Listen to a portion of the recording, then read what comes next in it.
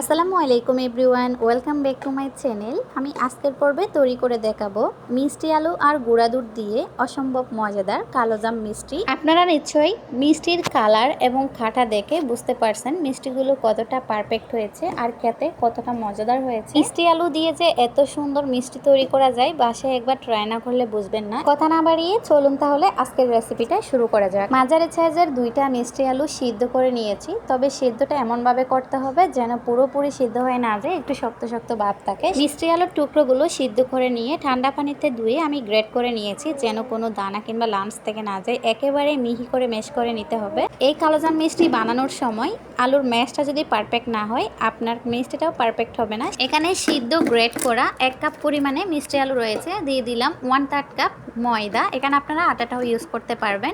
1/3 cup দিয়ে দিচ্ছি গুঁড়া দুধ, সেই সাথে দিয়ে দিচ্ছি 1/4 চা চামচ বেকিং পাউডার, সর্বশেষ দিয়ে দিচ্ছি 2 টেবিল চামচ ঘি।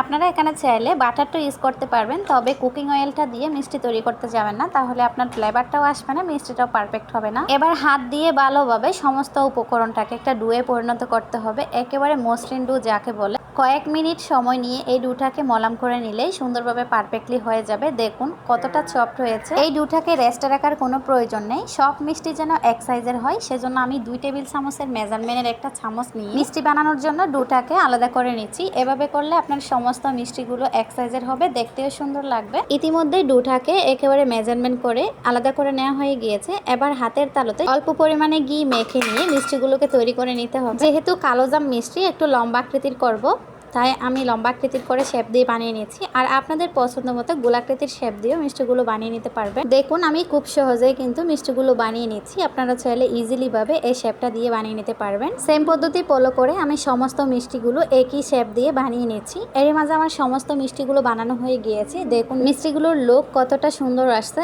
একেবারে একই সাইজের। এবার মিষ্টিগুলো ভেজে নেওয়ার জন্য পর্যাপ্ত পরিমাণে তেল দিয়ে, তেল বেশি গরম করা যাবে না, কুসুম গরমের চেয়ে একটু বেশি গরম হয়ে আসলে এ পর্যায়ে একে একে সমস্ত মিষ্টিগুলো তেলের মধ্যে ছেড়ে দিচ্ছি। মিডিয়াম আছে কালো জামের কালার করে মিষ্টিগুলো ভেজে নেব। অতিরিক্ত জাল দিলে মিষ্টিগুলো ফেটে যাওয়ার সম্ভাবনা থাকে, সেই জন্য মিডিয়াম আছে এগুলোকে ভেজে নিতে হবে। নাড়াছাড়া কিছুতে করা যাবে না, চামচ কিংবা খুন্তির সাহায্যে নাড়াছাড়া করতে গেলে মিষ্টিগুলো ফেটে যাবে, তাই এভাবে প্যানের হ্যান্ডেলটা ধরে আস্তে আস্তে ঘুরিয়ে দিতে হবে। মাত্র কয়েক মিনিট জাল করার পর দেখুন মিষ্টিগুলো ফুলে ডাবল হয়ে গিয়েছে, এমনকি কালারটাও সুন্দরভাবে চলে আসছে, একেবারে কালো জামের। এই পর্যায়ে মিষ্টিগুলোকে একটা পাত্রে উঠিয়ে নিচ্ছি। এবার চলে যাচ্ছি শিরা তৈরির প্রিপারেশনে।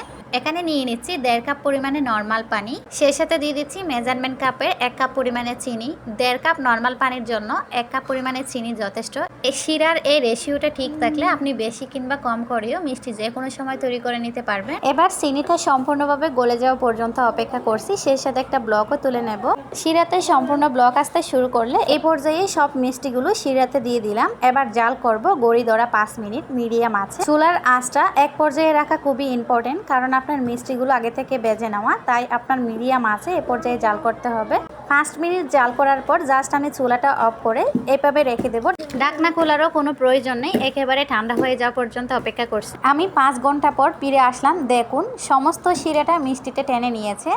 মিষ্টিগুলো একেবারে টয়টম্বর। আমি একটা হাতে নিয়ে দেখাচ্ছি মিষ্টিগুলো কতটা পারফেক্ট হয়েছে। নরম তুলতুলে কালোজাম মিষ্টি বাসায় সহজভাবে তৈরি করতে চাইলে আজকের রেসিপিটা আমি বলবো একবার হলো ট্রাই করে দেখবেন, ইনশাল্লাহ নিরাশ হবেন না। আর এটা খেতে এতটাই মজাদার, কি আর বলবো, একবার খেয়ে আমার তো বারবার খেতে মন চাচ্ছে। উপরে গার্নিশিং এর জন্য আমি কিছুটা পরিমাণে গুঁড়া দুধ ইউজ করছি, গুঁড়া দুধে গড়িয়ে নিয়েছি আর কি। এই পর্যায়ে গুঁড়া দুধটা ইউজ না করলেও চলবে, এই গুঁড়া দুধটা শুধুমাত্র সৌন্দর্যের জন্য ইউজ করছি। এভরিওয়ান এরকম মজার সহজ এবং ইউনিক রেসিপি পেতে আমার চ্যানেলটিকে এখনো যদি সাবস্ক্রাইব করে না থাকেন, চ্যানেলটিকে সাবস্ক্রাইব করে প্রতিদিনের ভিডিওর নোটিফিকেশন সবার আগে পেতে পাশে থাকা বেল আইকনটি অন করে রাখবেন। এতে করে আমি নিত্য নতুন ভিডিও আপলোড করার সাথে সাথে নোটিফিকেশন সবার আগে পৌঁছে যাবে আপনার কাছে। সবার সুস্বাস্থ্য কামনা করে পরবর্তী ভিডিও দেখার আমন্ত্রণ জানিয়ে আজকের মতো এখানেই বিদায় নিচ্ছি।